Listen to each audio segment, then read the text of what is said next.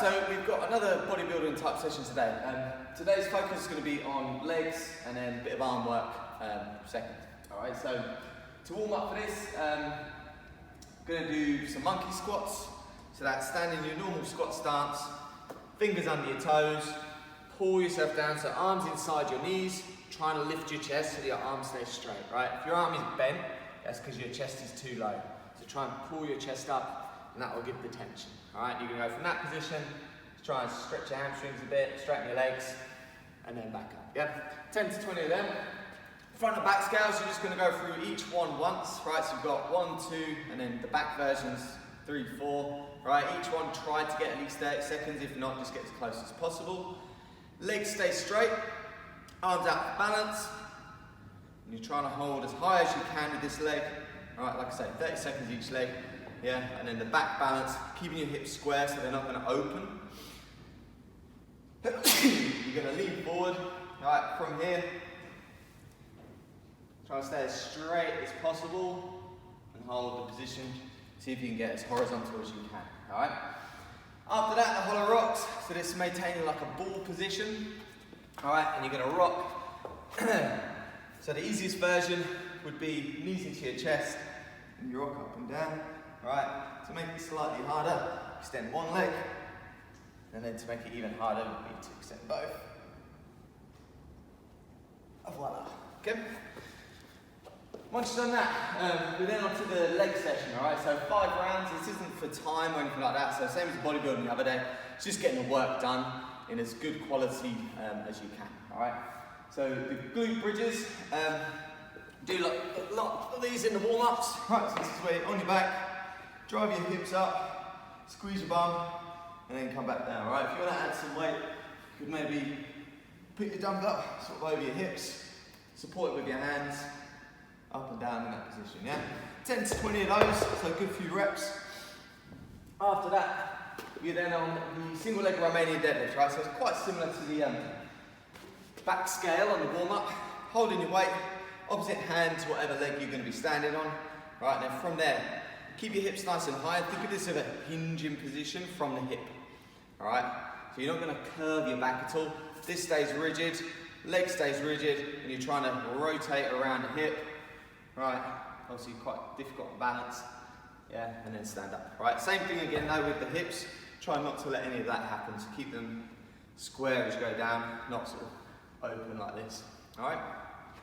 10 to 12 each leg. Each leg and arm. And then you've got the Bulgarian split squats or controlled pistols, right? So the split squats were the one where how do you put your foot on something, so like a chair or sofa would work, right?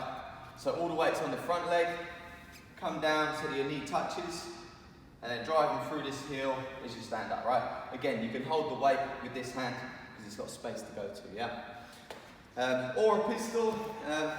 It just needs to make sure it's a controlled pistol. So I don't want you sort of trying to bounce in and out of it. It needs to be controlled. So I've just got a little plate under my heel just to help a little bit, just to add the control. So from there, foot is pointing forward, and then drive up, yeah? 10 to 12 of those if you can, right? Either the split squat or the pistol, both do similar things. Good 2 to 3 minute rest, so that should be able to keep the quality nice and high, and also obviously quite a lot of work to get through if you do that 5 times, right?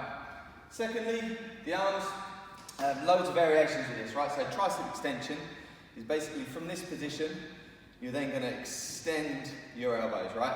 As you come down, try and keep your elbows tucked in. We don't want really them flaring out. And then a bicep curl, I'm sure you're all aware of, is pulling up, right?